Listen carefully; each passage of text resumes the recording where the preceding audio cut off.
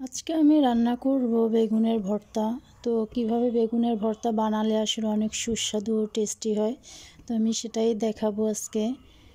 তো বেগুন ভর্তা বানানোর জন্য এখন আমি নিয়েছি দুটো বেগুন। এখানে দুটো বেগুন আমি অনেক ভালো করে ধুয়ে পরিষ্কার করে নিয়েছি। তো অনেকে আছে বেগুন সিদ্ধ করে ভর্তা করে, আবার আগুনে পুড়ে ভর্তা করে। তো আমি সেরকমটা করব না, আমি হালকা তেলে ভেজে বেগুনটা ভর্তা বানাবো। তার জন্য বেগুনটাকে এখন আমি ছোট ছোট করে টুকরা করে কেটে নেব। তো এখানে আমি দুইটা বেগুন নিয়েছি। এখন বেগুনগুলো আমি ছোট ছোট টুকরা করে নেব, যাতে বেগুনগুলো ভাজতে একটু খুব সুবিধা হয়। তাই আমি বেগুনগুলো এখন কেটে নিচ্ছি টুকরো টুকরো করে।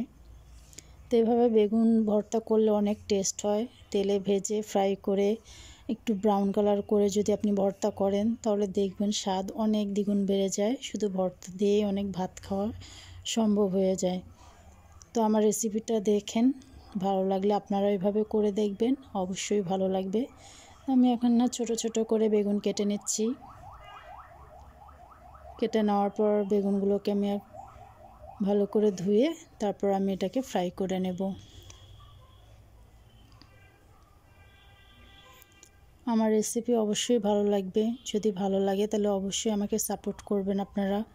অবশ্যই লাইক দিবেন, সাবস্ক্রাইব করবেন, আমার পাশে থাকবেন। তো এখানে আমার বেগুন কাটা হয়ে গেছে। বেগুন কাটা শেষে আমি এখন বেগুনগুলোকে ভালো করে ধুয়ে নেব। ধোয়ার পরে আমি হালকা ভেজে নেব। এভাবে ভর্তা বানালে অবশ্যই ভালো লাগবে, আপনারাও ট্রাই করে দেখেন।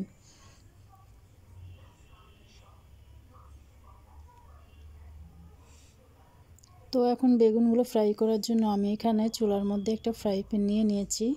ফ্রাই প্যানে সামান্য কিছু পরিমাণে তেল অ্যাড করে দিব। তেলটা গরম হয়ে গেলে আমি তেলের মধ্যে বেগুনগুলো ছেড়ে দিব ফ্রাই হওয়ার জন্য। তো আমি বেগুনগুলো তেলে ছেড়ে দিয়েছি। এখন একটু ভেজে নিব হালকা করে। ভাজার জন্য আমি একটু ঢাকনাটা ঢেকে দিব, যাতে ভালো করে একটু ভেতরে মোলায়েম হয়ে যায় আর নরম সিদ্ধ হয়ে আসে। তখন ঢাকনা খুলে দেখব বেগুনগুলো হয়েছে কিনা। তো দেখলাম বেগুনগুলো একটু উলটপালট করে দিতে হবে। এক পাশে একটু হয়েছে, এখন উলটপালট করে দিলে বাকি অপর পাশেও হয়ে যাবে। তো আমি একটা একটা করে উল্টাই দিচ্ছি, যাতে ওই পাশটা ভালো করে হয়ে যায়।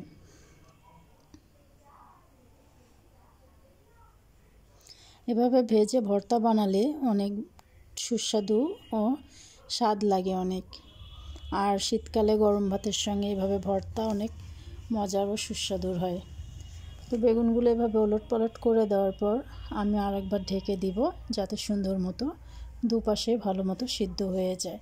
তো আমি এখন ঢেকে দিলাম, কিছু সময় পর আবার খুলবো। এখন খুলে দেখব, দেখি অনেকটাই সুন্দর হয়ে এসেছে, মোলায়েম হয়ে এসেছে বেগুনগুলো। এই পাশে অনেকটা হয়ে গেছে, ওই পাশেও হয়ে গেছে। তো বেগুনগুলো আমি এখন নাড়াচাড়া করে দিচ্ছি। নাড়াচাড়া করে দেখলাম অনেকটা হয়ে এসেছে। তো আর কিছুটা হলে পারফেক্ট হবে। যতটা ফ্রাই করব ততটাই বেগুনের ভিতর থেকে যে একটা ফ্লেভার আসে সেটা হয়ে যায়। তো আমি আর একটু ঢেকে দেওয়ার পর এখন খুলে দেখলাম একদম পারফেক্ট হয়ে গেছে, ভেতর থেকে মোলায়েম হয়ে গেছে। তো আমি হালকা একটু ব্রাউন কালার করে নিব। এই ব্রাউন কালার করে নেওয়ার পর ভর্তা যদি বানান তাহলে অসাধারণ সুস্বাদু ও টেস্টি হয়। তো আমি সেরকমটাই করব। বেগুনটা নাড়াচাড়া করে দেব। বেগুনটা প্রায় আমার হয়ে গেছে। তো একটু সময় নিয়ে যদি আপনারা করেন তো অনেক সুস্বাদু খাবার খেতে পারবেন। তো বেগুনটা এখন আমি নামিয়ে নেব, একটা প্লেটে বেগুন নামিয়ে নিচ্ছি। বেগুন আমার হয়ে গেছে। এখন বেগুনটা নামিয়ে নেওয়ার পর আমার বেগুন ভর্তার জন্য যে বাকি যে কাজটা সেটা আমি করব। তো এদিকে বেগুনটা নামিয়ে দিলাম, এটা এদিকে একটু ঠান্ডা হয়ে যাক। আমি অন্যদিকে ভর্তার জন্য পেঁয়াজ মরিচটা ভেজে নিব। তো আমি পেঁয়াজ মরিচটা ভেজে নেওয়ার জন্য চুলার মধ্যে ফ্রাই প্যানে সামান্য কিছু তেল অ্যাড করব। তেলটা গরম হয়ে আসলে আমি এখানে পেঁয়াজ কুচি দেব ফ্রাই করার জন্য, বেরেস্তা হওয়ার জন্য। তো আমি এখানে কিছু পেঁয়াজ কুচি দিলাম। পেঁয়াজ কুচি দিয়ে এখন আমি এটাকে নেড়ে দিব।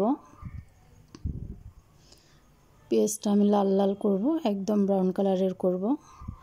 আমি এখন এখানে 4-5টা শুকনো মরিচ অ্যাড করব।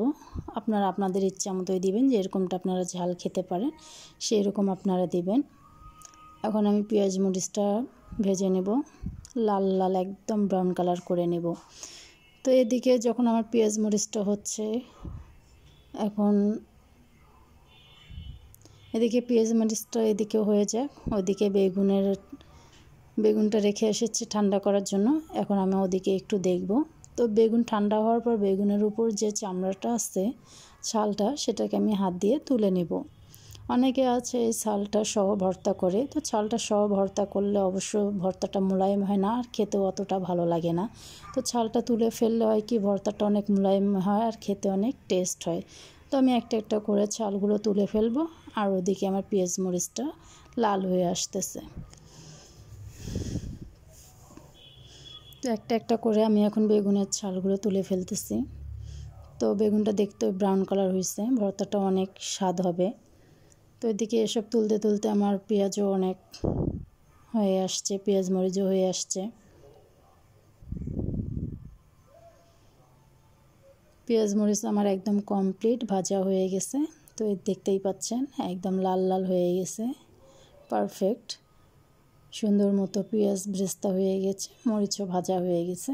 তো আমার পেঁয়াজ মরিচ হয়ে গেছে, আমি এখন এটাকে নামিয়ে নেব ভর্তার জন্য। বেগুনও আমার চামড়া তোলা শেষ, এখন পেঁয়াজ মরিচটা নিলাম। এখন আমি এখানে কিছু পরিমাণ মতো লবণ অ্যাড করব। আমি এখন লবণ অ্যাড করে দিলাম পরিমাণ মতো, ভর্তার অনুযায়ী লবণ দিয়ে দিলাম। এখন এটাকে আমি হাতে মাখবো। আসলে ভর্তা হাতে মাখার মতো স্বাদ আর হয় না। তো এখন আমি এখানে ভর্তার মধ্যে কিছু ধনিয়া পাতা কুচি অ্যাড করব। ভর্তার আসল স্বাদ হচ্ছে ধনিয়া পাতায়, ধনিয়া পাতা ছাড়া ভর্তা ভালো লাগে না। তো ধনিয়া পাতা দেওয়ার পর এটাকে আরও সুন্দর মতো একটু হাতে মেখে নিব। মেখে নেওয়ার পরে আমার ভর্তা বানানো শেষ। তো আপনারা দেখবেন এভাবে ভর্তা বানালে অবশ্যই আপনাদের ভালো লাগবে। আর আমার রেসিপিটা যদি আপনাদের ভালো লাগে থাকে, তাহলে অবশ্যই আমাকে লাইক দিবেন, সাবস্ক্রাইব করবেন এবং আমার পাশে থাকবেন। আপনাদের ধন্যবাদ আমার রেসিপিটা এত সময় ধরে দেখার জন্য।